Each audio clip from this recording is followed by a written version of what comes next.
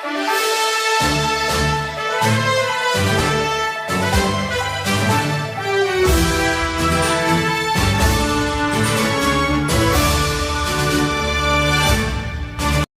सुरू आहे. यशराज भैया एक तरुण चेहरा उभा झालेला आहे या गटामध्ये आणि कल्पनाताई आहेत पंचायत समिती. कसा रिस्पॉन्स मिळतो तुम्हाला या ठिकाणी?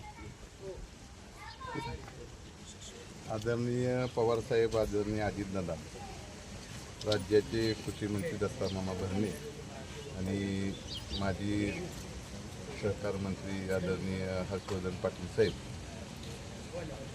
यांच्या माध्यमातून या इंदापूर तालुक्यामध्ये सुरुवातीपासून विकास झालेला आहे. जरूर कमी जास्त प्रमाणामध्ये झाला असेल, परंतु जो विकास झाला आहे या 2-4 नेत्यामुळेच या तालुक्यामध्ये झालेला आहे. त्यानंतर सुप्रियाताई असतील, सुनित्रा वहिनी असतील, यांच्या माध्यमातून सुद्धा या तालुक्यामध्ये विकास झाला असल्यामुळं चांगल्या प्रकारचा लोकांनी या ठिकाणी प्रतिसाद राष्ट्रवादी पक्षाचे दोन्ही उमेदवाराला या ठिकाणी दिलेला आहे. लावलेल्या या गटामध्ये भाजपचे बडे नेते येणार आहेत अशी माहिती कळते.